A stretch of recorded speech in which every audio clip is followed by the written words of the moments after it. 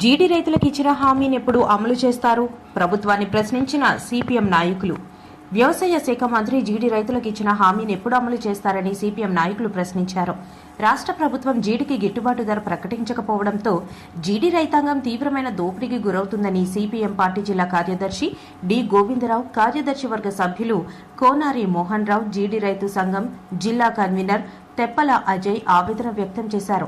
పలాస మండలం మాకన్నపల్లి ప్రాంతంలో జీడీ రైతులతో జరిగిన సమావేశంలో మంగళవారం వారు మాట్లాడుతూ రాష్ట్ర ప్రభుత్వం జీడీకి గిట్టుబాటు ధర ఇస్తామని, జీడీ బోర్డు ఏర్పాటు చేస్తామని ఎన్నికల్లో ఇచ్చిన హామీని 2 సంవత్సరాలు పూర్తయినప్పటికీ ఎన్నికల వాగ్దానం ఎందుకు అమలు జరపలేదని వ్యవసాయ శాఖ మంత్రి కింజరాపు అచ్చెన్నాయుడును ప్రశ్నించారు. జీడీ రైతాంగానికి గిట్టుబాటు ధర లేకపోవడంతో జీడీ రైతులు తీవ్ర అన్యాయానికి గురవుతున్నారని ఆవేదన వ్యక్తం చేశారు. జీడీ కొనుగోలులో దళారీ వ్యవస్థను అరికట్టాలన్నారు. జీడిపప్పు ధర ఆకాశాన్ని అంటుతుంటే జీడిపిక్క ధర పాతాళంలో ఉందని ఆవేదన వ్యక్తం చేశారు. జీడికి గిట్టుబాటు ధర ఇవ్వడం వలన విస్తారంగా జీడి పంటలు పండి జీడి ఆధార పరిశ్రమలు వస్తాయని, తద్వారా వేలాది మందికి ఉపాధి దొరుకుతుందని, వలసలు నివారించబడతాయని, ఈ ప్రాంతం అభివృద్ధి చెందుతుందని అన్నారు.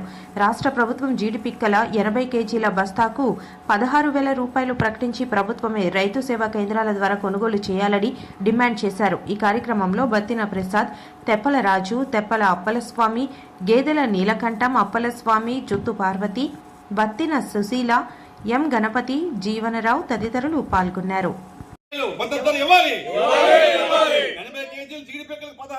మద్దతును ప్రకటించాలి.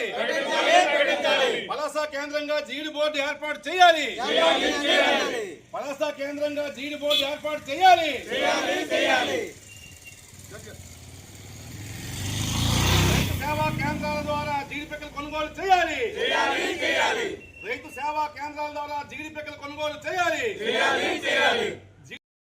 పలాస నియోజకవర్గ ప్రజలకు నమస్కారం. పలాస ప్రజావాణి యూట్యూబ్ న్యూస్ ఛానల్ కు స్వాగతం. పలాస నియోజకవర్గంలో తాజా వార్తలు, ప్రజా సమస్యలు, రాజకీయాలు, విద్యా, ఉద్యోగాలు, అభివృద్ధి అంశాలను మీ ముందుకు తీసుకువచ్చే ప్రయత్నం చేస్తున్నాము.